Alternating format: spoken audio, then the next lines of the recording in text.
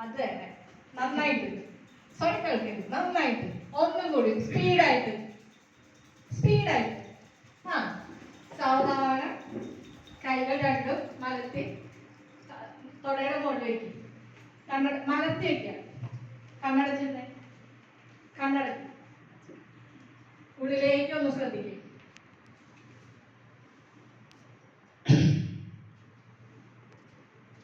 ഇനി സാവധാനം കണ്ണടക്കുക.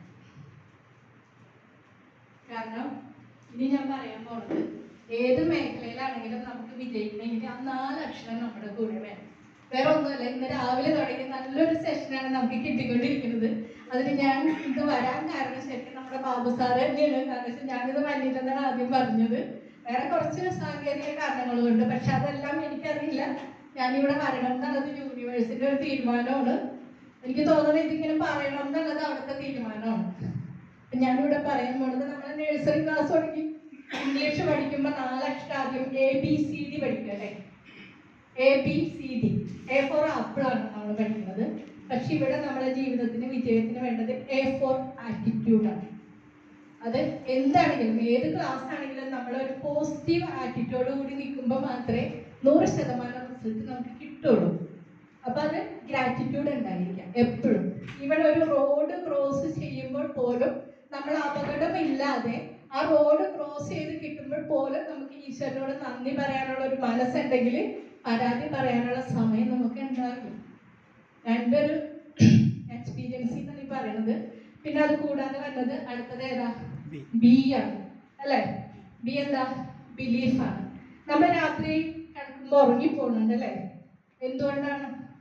പിറ്റേ ദിവസം രാവിലെ നമ്മൾ എഴുന്നേക്കുന്നുള്ളൊരു വിശ്വാസം ഉള്ളതുകൊണ്ടാണ് നമ്മൾ ഉറങ്ങുന്നത്. അല്ലെങ്കിൽ നമുക്ക് ഉറങ്ങാൻ പറ്റില്ല. പിന്നെ നമ്മൾ വീട്ടിൽ നിന്ന് ഭക്ഷണം കഴിക്കുന്നുണ്ട്, ഹോട്ടലിൽ നിന്ന് ഭക്ഷണം കഴിക്കുന്നുണ്ട്, എല്ലാം കഴിക്കുന്നുണ്ട്. എന്തുകൊണ്ടാണ്? അവിടെ നിന്ന് നമുക്ക് പോയിസൺ ഇല്ലാത്തൊരു ഫുഡ് നമുക്ക് തരാൻ അവർക്ക് ആ ഒരു ഇതുണ്ടെന്നുള്ള ഒരു വിശ്വാസത്തിലാണ് നമ്മൾ ഫുഡ് കഴിക്കുന്നത്.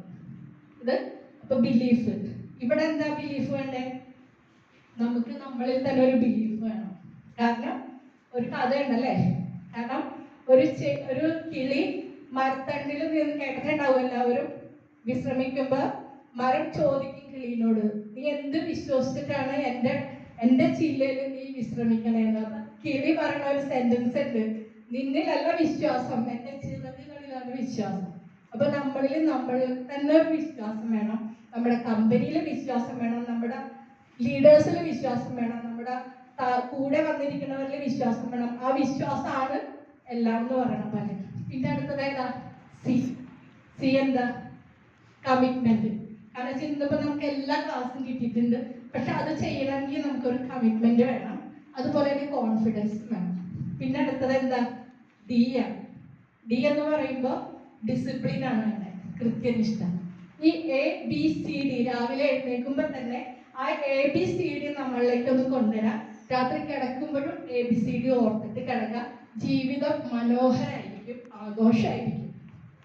ഓക്കെ, എനിക്കിങ്ങനെ ഒരു അവസരം തന്നതിൽ ഞാൻ സാറിനോട് നന്ദി പറയണേ. Thank you so much.